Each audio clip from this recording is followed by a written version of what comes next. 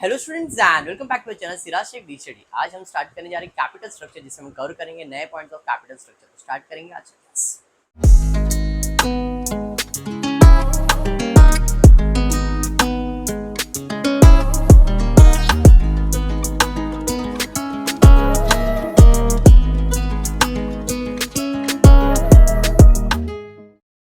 देखो, दो lectures already हो गए जिसके अंदर मैंने आपको कैपिटल स्ट्रक्चर के अंदर फर्स्ट पार्ट कंप्लीट किया, जिसका नाम था कॉस्ट ऑफ कैपिटल। आपका टीवाई बैफ में अगर टॉपिक की बात करो तो टॉपिक का नाम है कैपिटल स्ट्रक्चर, डिसीजन प्लानिंग या डिसीजन मेकिंग। एमकॉम की बात करो तो कैपिटल स्ट्रक्चर भी नाम है, कॉस्ट ऑफ कैपिटल भी नाम है। जो पहले दो लेक्चर्स हुए उसके अंदर मैंने कॉस्ट के बारे में बताया, के ई, के डी, के पी, ये एक्सप्लेन किया था। और आज जो हम लोग करने वाले हैं वो कैपिटल स्ट्रक्चर के बारे में पढ़ने वाले, जिसके अंदर दो अप्रोच है, N I and N O I. कौन सा अप्रोच बताया मैंने? N I, net income approach, या तो नेट इनकम नहीं, net operating income approach. N I, N O I, दो अप्रोच। आज का टारगेट इतना ही है, छोटा सा अप्रोच है। एन आई, एन ओ आई, 6 सम करने वाले, सब सम सिमिलर है, फटाफट कैलकुलेट हो जाएगा। इफ पहला समझ गया तो दूसरा तीसरा सिमिलर ही है सब। Okay, N I approach, N O I approach. N I मतलब net income approach and N O I मतलब नेट ऑपरेटिंग इनकम अप्रोच। दो चीज पढ़ने वाले हो, क्लियर है क्या? चल, करना कुछ नहीं है, यहां पे भी हम जो कमा रहे हैं, जैसे हमने प्रीवियस क्लास में मैंने आपको बताया था, cost of equity, cost of preference, cost of debentures, single single cost निकाल रहे थे, है नहीं? अब मैं बोल रहा हूं अगर कंपनी का ओवरऑल कॉस्ट निकालना है तो उसके अंदर क्या क्या चाहिए उनको? इक्विटी भी चाहिए, प्रेफरेंस भी चाहिए, डिबेंचर भी चाहिए। इन शॉर्ट मुझे इसका टोटल वैल्यू चाहिए। अब मुझे जब इसका टोटल वैल्यू मिल जाएगा और मैं कितना कमा रहा हूं, इनकम कितना है ये मालूम पड़ जाएगा, तो मैं बताऊंगा भाई मैंने पैसा इतना लगाया और कमाया इतना, कितना परसेंटेज, उसी को हम लोग क्या कहते हैं? कॉस्ट। मैंने बताया कॉस्ट का मतलब क्या होता है? परसेंटेज, है या नहीं? तो आपने कितना कमाया और कितना इन्वेस्ट किया, इनको डिवाइड करो, कॉस्ट मिल गया, एनआई अप्रोच हो गया। अब वो इनकम को ही खाली समझना है कि एनआई अप्रोच में करना है, एनओआई के अप्रोच में करना है। क्लियर है? पक्का समझा है? हाँ जी, आ गया नहीं? क्लियर है यहाँ तक? कंसेप्ट क्या है इसके अंदर क्लियर? चलिए फिर सम की तरफ जाते हैं, देखते हैं सम क्या दिया।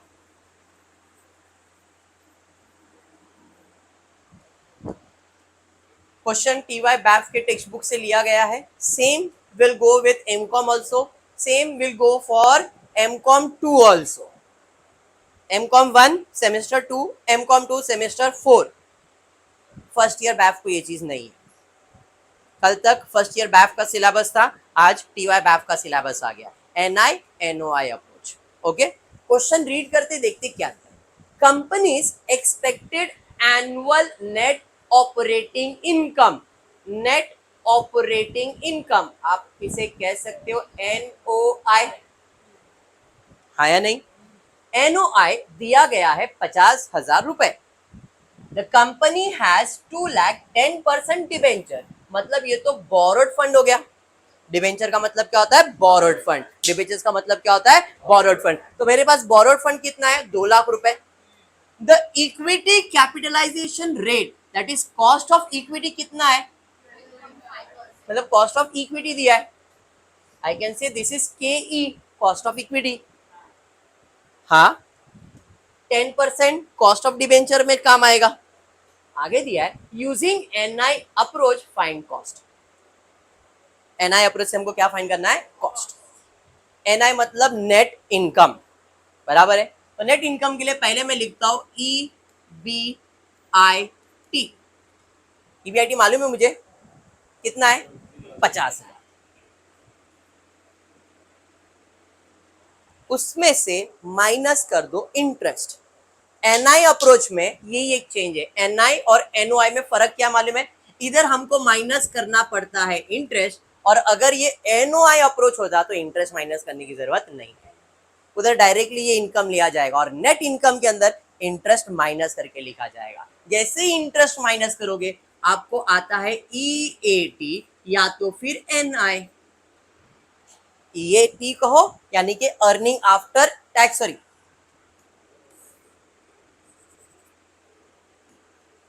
EBT, अर्निंग बिफोर टैक्स, इधर टैक्स निकाला नहीं है तो EBT या तो फिर NI। समझाइए। हाँ जी, तो अभी इधर क्या माइनस करना पड़ेगा? इंटरेस्ट। इंटरेस्ट किस पे कैलकुलेट होता है? जो भी लोन बोरोड फंड रहेगा वो। तो आपने बोरोड फंड लिया है, कितना परसेंट है? तो 2 लाख का 10%। क्या समझ में आ गया? तो 50 में से 20 माइनस करेंगे। समझ में आया? क्लियर है? ये पार्ट क्लियर हो गया? NI is clear? NI आ जाने के बाद मुझे फाइंड क्या करना था? कॉस्ट। किसका? बिजनेस का। और बिजनेस की कॉस्ट में मेरे पास इक्विटी है और डिबेंचर है, बट इक्विटी का वैल्यू मालूम है क्या? डिबेंचर का वैल्यू तो मालूम है कितना? डिबेंचर का वैल्यू कितना है? 2 लाख है। अरे हाँ, तो अपने को क्या फाइंड करने का है? इक्विटी। जैसे इक्विटी मिल जाएगा, इनकम मालूम है, डिवाइड करेंगे आंसर आ जाएगा। बैठ दिमाग में? क्या बोल रहा हूं मैंने नेट इनकम तो निकाल लिया, NI मैंने निकाल लिया, ये समझ में आ गया। अब मुझे NI अप्रोच से कॉस्ट फाइंड करना है। कॉस्ट किसका मालूम है? पूरे बिजनेस का। और पूरे बिजनेस में इसके पास डिबेंचर है और इक्विटी है। डिबेंचर का वैल्यू मालूम है बट इक्विटी का वैल्यू नहीं मालूम है। समझ में आया?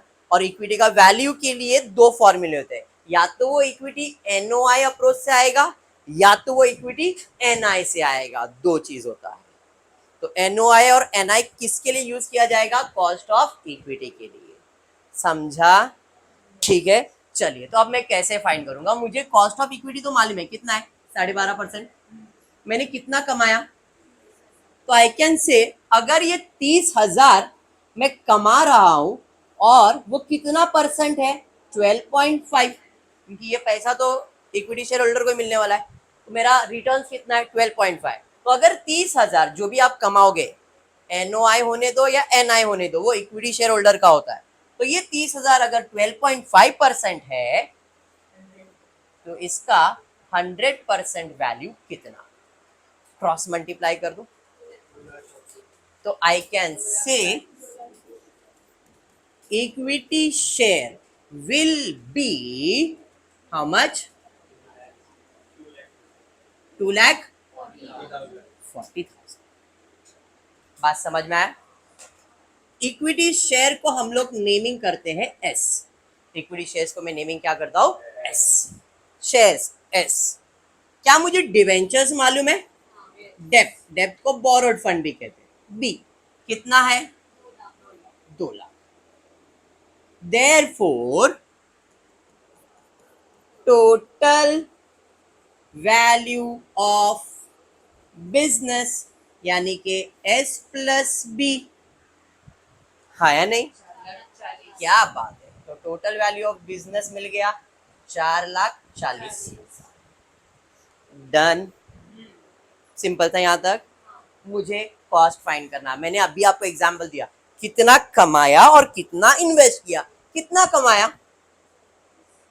मैंने कमाया कितना है? पूरे बिजनेस ने कमाया कितना है?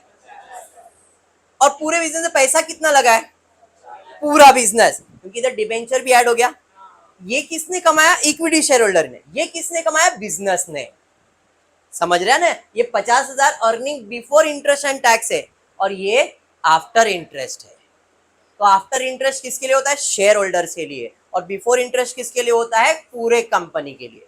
तो अगर मुझे पूरे बिजनेस का कॉस्ट निकालना है तो कॉस्ट का फॉर्मूला आएगा आपने कितना कमाया, EBIT upon value of business into 100। मैंने कितना कमाया भाई साहब? 50,000। कितना इन्वेस्ट किया? 4,40,000 इंटू 100 11.36। डनाडन डन हो गया NI अप्रोच। गलती से भी टेक्स्ट बुक मत, आंसर मिलेगा लेकिन टेक्स्ट बुक मत खोल लेना। अगर आपने खोल लिया टेक्स्ट बुक तो फॉर्मूला देख के हवा टाइट। क्यों? क्योंकि वहां पे ये भाषा यूज ही नहीं किया है। वे एक बुक दे दो खाली, सब गलती से अगर आपको देखना होगा तो ऐसा कुछ भाषा यूज किया गया है। This is a language, it's better to revise this. Okay, चलिए ठीक है मैडम, ये आपके पास रख लीजिए। डन विद द सम, हो गया सम, क्लियर है पक्का। अब इसका एक अल्टरनेटिव सॉल्यूशन भी है। There is an alternate solution also to find directly, but उसके लिए वैल्यू ऑफ बिजनेस फाइंड करना बहुत जरूरी है। The alternate solution is that is cost is equals to cost of debenture, cost of debenture, debenture का cost मतलब यहां पे हमेशा क्या आएगा, interest, into borrowed fund upon value of business plus cost of equity upon value of equity upon value of business। ये फॉर्मूले से भी ये आंसर आएगा। This is also a formula, इस फॉर्मूले से भी आपको ये आंसर आएगा, चेक कर लेते हैं। कॉस्ट ऑफ डिबेंचर मतलब इंटरेस्ट ऑन डिबेंचर्स कितना है, 10% है, 10% मतलब 10 लिख दिया मैं, इनटू बोरोड फंड, कितना बोरोड फंड है, 2 लाख बराबर है, अपॉन बिजनेस का value 4,40,000 plus cost of equity, equity का कॉस्ट कितना है 12.5, 12.5, शेयर का वैल्यू कितना 2,40,000, शेयर का वैल्यू निकाला था ना अपन ने किधर, 2,40,000 अपॉन वैल्यू ऑफ बिजनेस 4,40,000। अरे समझा, आंसर यही आएगा। ये शॉर्ट फॉर्मूला था और ये लॉन्ग फॉर्मूला है, आंसर इज सेम। देखो 2 लाख डिवाइड बाय 4,40,000 करो, 2 लाख डिवाइड बाय 4,40,000 ज्यादा हो कितना, खाली बटन दबाना नहीं, आंसर ही बोलने का। 0. इंटू 10 करोगे तो 4.5, 4.5, 4.5 रिकरिंग होते रहेगा शायद, तो ये है 4.5 प्लस यहां पे आते 2,40,000 divide by 4,40,000, 2,40,000 divide by 4 lakh plus sorry into 12.5, 6.81, दोनों को प्लस करो, देखो कितना आ रहा है, समझा। अब it's up to you what you have to solve. ये और ये दोनों फॉर्मूला आपको मैं सॉल्व करने के लिए एक्सप्लेन हर सम में बताऊंगा, एग्जाम में आपके हिसाब से आप सॉल्व करो, ठीक है क्या, पक्का समझा। ये था ओवरऑल कॉस्ट और ये एनआई अप्रोच निकाला मैंने। एनआई अप्रोच में क्या होता है, इंटरेस्ट माइनस करके शेयर का वैल्यू फाइंड किया जाता है। क्लियर हुआ। सेकेंड सम क्वेश्चन वही है, अभी जो मैंने क्वेश्चन दिया वही, खाली मैंने अपग्रेड क्या कर दिया। In order to examine the effect of, ये सब भाषण दिया गया, यहां से मैं स्टार्ट करता हूं। Let us suppose that the firm has decided to raise amount of debenture by 1 lakh. पहले मेरे पास डिबेंचर कितना था, 2 लाख, फर्म ने डिसाइड किया और 1 लाख रुपया मेरे को रेज करने का, मतलब अब डिबेंचर का वैल्यू कितना हो जाएगा, पहले 2 था, अब कितना हो गया 3 लाख। बस ये एक नया चीज मैंने किया है, यूजिंग द प्रोसीड, बाकी सब चीजें मैंने सेम रखा है, मतलब जो मैंने कमा रहा था सब वही है। तो मुझे कॉस्ट क्या आएगा, तो मेरा EBIT, what is my EBIT, 50,000 था, हाँ जी, इसमें माइनस करूंगा मैं कितना, तो 2 लाख पे 10% था, अभी कितना आएगा 3 लाख पे 10%, क्योंकि मैंने 1 लाख का लोन लिया ना, और तो मेरा पहले लोन कितना था भाई, पहले मेरा लोन था 2 लाख का, मैंने 1 लाख और ऐड किया तो अभी हो गया 3 लाख, 3 लाख का 10% आ जाएगा 30। अरे समझ में आ गया, क्लियर है। माइनस करोगे तो NI कितना आ जाएगा, तो this is my NI, clear. अब इसी से ये NI से मैं क्या फाइंड करूंगा बताओ, ये किसके लिए होता है, इक्विटी शेयर होल्डर के लिए, तो इससे मैं क्या फाइंड करूंगा, इक्विटी शेयर का वैल्यू, इक्विटी शेयर कैपिटल। कैसे फाइंड करूंगा? तो रिटर्न्स कितना था? 12.5 ही था ना। तो इसका मतलब ये जो अब 20,000 आया है वो कितना परसेंट है? 12.5% है। पहले 30,000 12.5 था, अभी 20,000, तो 100% कितना अमाउंट? 1,00,000। समझ में आ गया? ज्यादा नहीं आया ना? 1,60,000। क्लियर है यहां तक? उस्मान, 1,60,000 क्या है? Equity shares.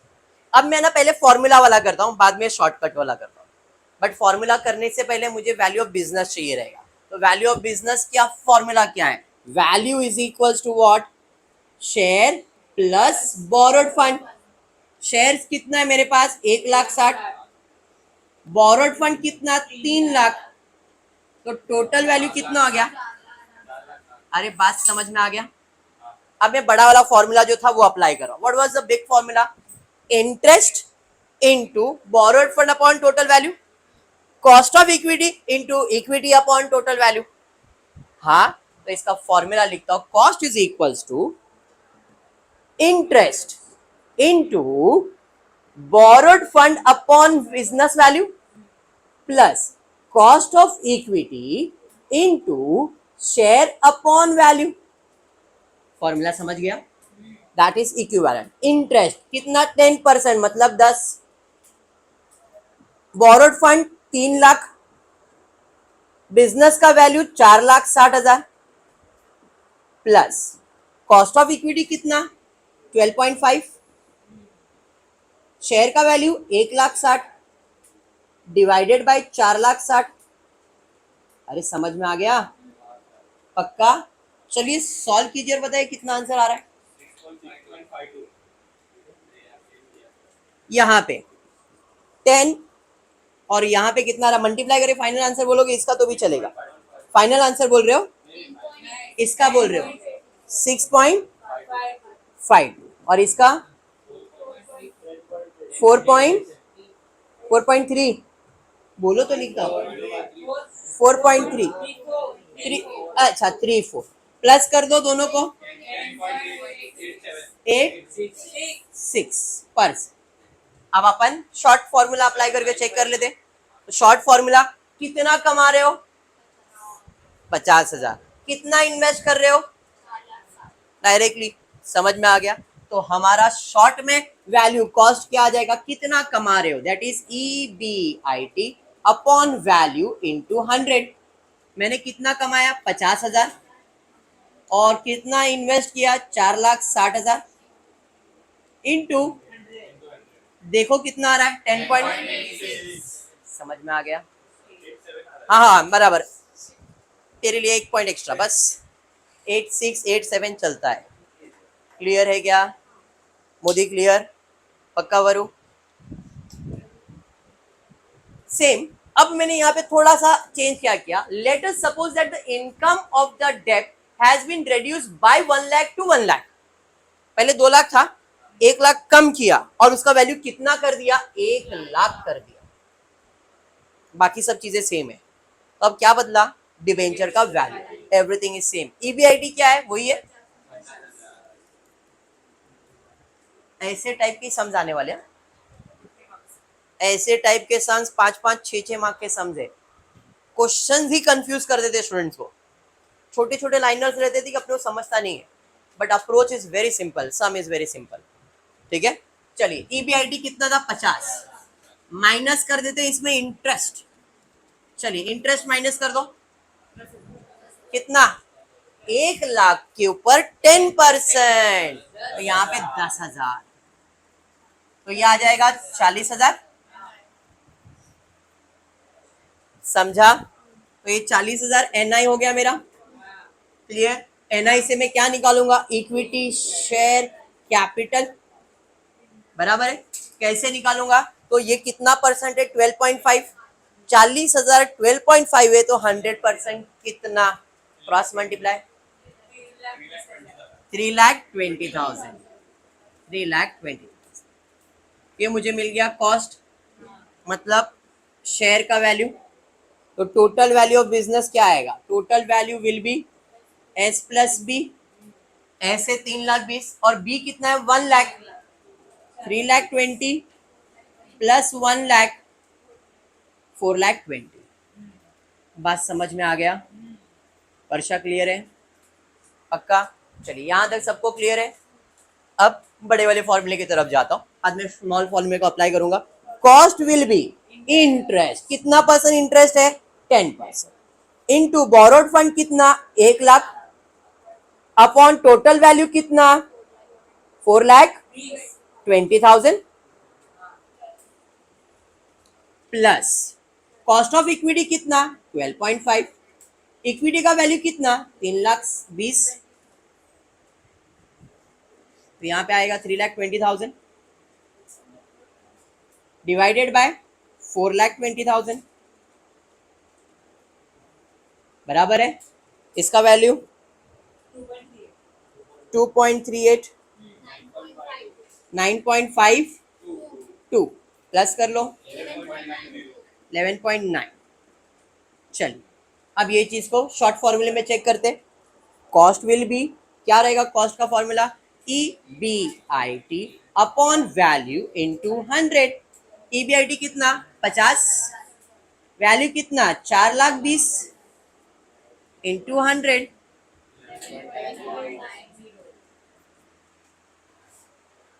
इजी दीक्षित पक्का?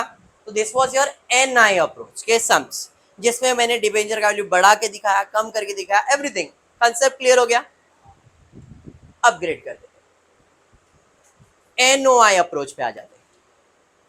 सम NOI अप्रोच पे आ गए। Assuming the figure given in the question number 1 जो था सेम वही सब चीजें, क्या कॉस्ट ऑफ इक्विटी 12.5%, डिबेंचर्स 2,00,000 रुपए, अर्निंग 50,000 रुपए। अब यहाँ पे भी अर्निंग वही दिया है क्या? हाँ, ऑपरेटिंग इनकम यहाँ भी 50,000 रुपए। Cost of debt 10%, outstanding debt 2,00,000। If the overall capitalization rate is 12.5%, what would be the total value of firm and equity capitalization? यहाँ पे और वहां पे फर्क क्या है जरा ध्यान देना। वहां पे था कैपिटलाइजेशन वैल्यू ऑफ इक्विटी और यहां पे है if the overall capitalization value, overall cost of capital, जो हम लोग फाइंड करते थे। फर्स्ट वाले सम में क्या था देख रीड करता हूं। फर्स्ट वाले सम में क्या दिया था? मैंने फर्स्ट वाले सम में दिया था the equity cost is 12.5, equity cost था। और अब मैंने क्या दिया है जरा चेक करो। तो इस क्वेश्चन के अंदर मैंने आपको दिया है ओवरऑल कॉस्ट। ओवरऑल कॉस्ट मतलब जिसमें इक्विटी भी आता है और डिबेंचर्स जो अपन फाइंड करते हैं। तो इस क्वेश्चन में जो अपन फाइंड करते हैं वो आंसर है 12.5। दोनों क्वेश्चन का फर्क समझ में आ गया? पहले वाले में कॉस्ट ऑफ इक्विटी दिया था, ओवरऑल कॉस्ट फाइंड किया था NI अप्रोच, और यहाँ पे ओवरऑल कॉस्ट दिया गया है और हमको क्या फाइंड करने का है? What will the value of the firm and equity capitalization rate, cost of equity find करना है। वहां पे कॉस्ट ऑफ इक्विटी दिया था, टोटल वैल्यू फाइंड किया और उसका बिजनेस वैल्यू फाइंड कर दिया। यहाँ पे बिजनेस का वैल्यू दिया है और बिजनेस के वैल्यू से हमको फाइंड करना है इक्विटी कैपिटलाइजेशन रेट, मतलब कॉस्ट ऑफ इक्विटी। फर्क समझ में आ रहा है? हाँ इल्ले शेट्टी, चलो ठीक है। EBIT दिया है क्या मुझे? EBIT दिया है, कितना है 50। एक काम करो छोड़, मुझे परसेंटेज दिया है ना, कितना दिया है 12.5। अभी मैंने आपको कॉस्ट का फॉर्मूला बताया था, क्या फॉर्मूला था? EBIT upon value into 100। Reverse order में जाते हैं, उल्टा जाते हैं। क्या मुझे कॉस्ट मालूम है? हाँ जी, कितना है 12.5। क्या मुझे EBIT मालूम है? हाँ जी मालूम है 50।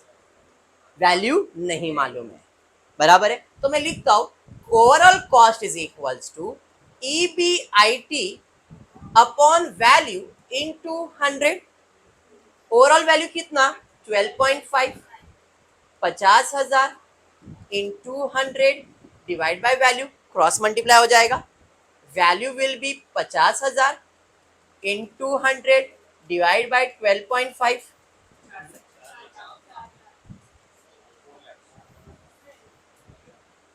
अप्रोच समझ में आ रहा है क्या हो रहा है? पक्का? ये क्या मिला मुझे? वैल्यू, वैल्यू मतलब value is equal to S plus B. हाँ, वैल्यू का मतलब क्या है? S plus B. एग्री? मुझे बी मालूम है और मुझे वी भी मालूम है, वैल्यू भी मालूम है, तो क्या मिल जाएगा? एस मिल जाएगा, कॉस्ट ऑफ इक्विटी। समझा? तो भाई इस सिचुएशन के हिसाब से value will B 4 lakhs, S पता नहीं, बी 2 lakhs, माइनस हो जाएगा, एस विल बी 2 lakhs और एस का मतलब इक्विटी का वैल्यू है ये। समझ में आया? तो मैंने कितना पैसा लगाया ये मिल गया। अब कमाया कितना? 50 नहीं, ये कौन सा प्रॉफिट है? ऑपरेटिंग इनकम है। इसमें से हमको क्या माइनस करना पड़ेगा? इंटरेस्ट। तो हम इक्विटी के साथ उसको वैल्यू कर सकते हैं, उसका अगर मुझे कॉस्ट निकालना है तो। अरे समझा? नहीं यहाँ क्या बाउंसर गया?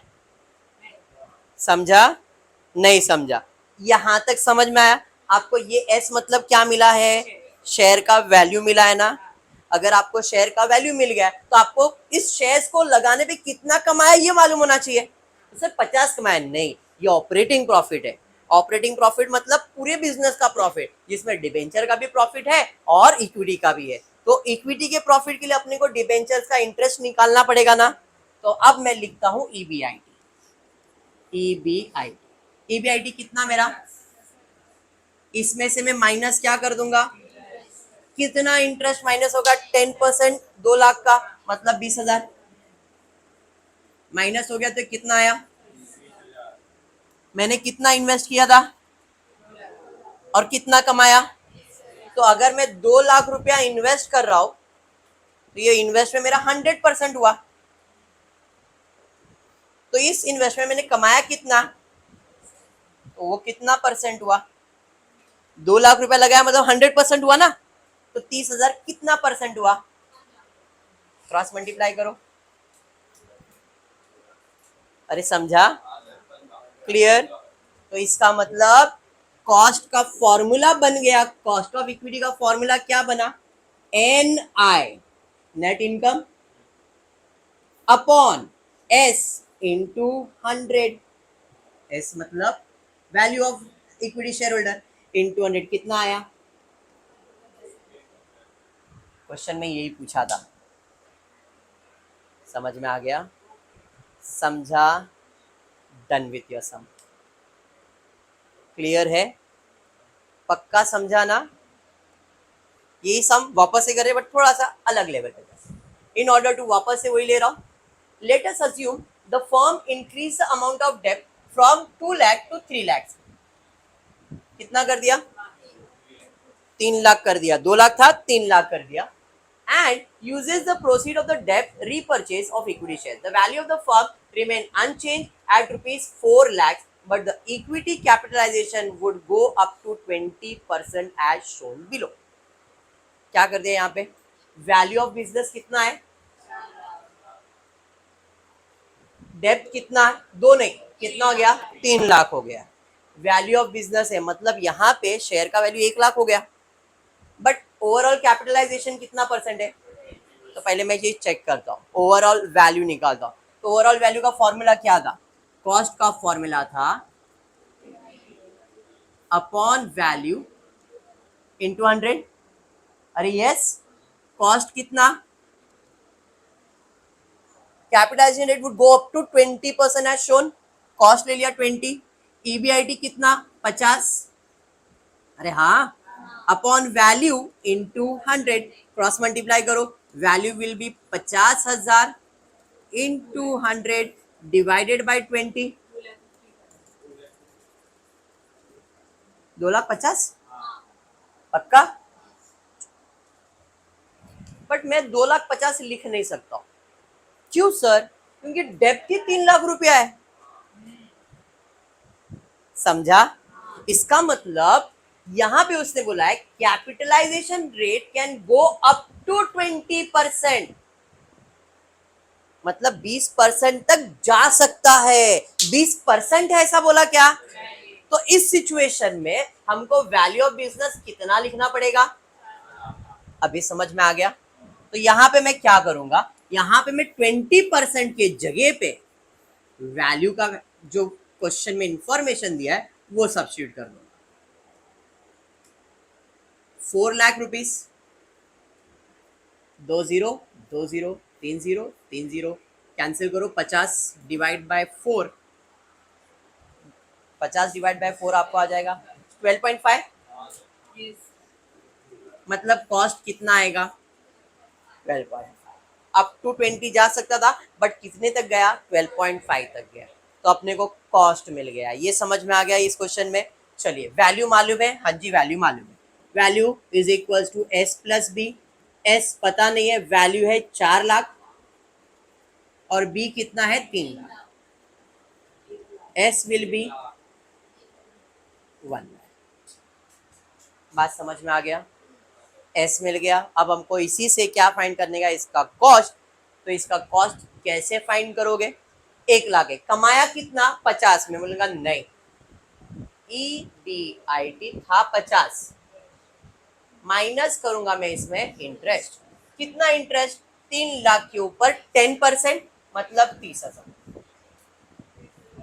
तो कमाया कितना, इन्वेस्ट कितना किया 1 लाख, 1 लाख इन्वेस्ट किया तो ये मेरा 100% अमाउंट था।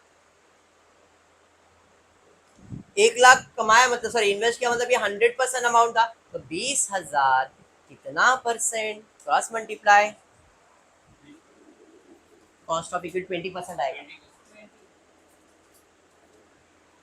समझ में आ गया? Done with the sum. Clear है? पक्का सम समझ में आ रहा है क्या हो रहा है? NOI अप्रोच और NI अप्रोच में फर्क क्या है, समझा है क्या? NOI अप्रोच के अंदर ओवरऑल कॉस्ट दिया है, NI के अंदर ओवरऑल कॉस्ट फाइंड कर रहे हो। फर्क समझ में आ गया दोनों का? और एक सम है छोटा सा, फिर वाइंड अप कर देते। Let us further, same question है, डेप्ट बाय 1 लाख। क्या बोला है, let us further suppose that the firm retired debt by 1 lakh by issue of fresh equity shares for the same amount. The value of the firm would be remain unchanged to 4 lakh rupees. मतलब अब यहाँ पे क्या हुआ, 1 लाख रुपया उन्होंने डेप्ट का value कम कर दिया। पहले कितना था 2 लाख, अब कितना कर दिया 1 लाख कर दिया है। चलिए ठीक, अब वैल्यू तो सेम है, वैल्यू सेम है, अर्निंग सेम है, तो मतलब यहाँ पे कॉस्ट भी सेम रहेगा। देखने का चेक करके। चलिए कॉस्ट का फॉर्मूला क्या है, EBIT अपॉन वैल्यू इंटू 100।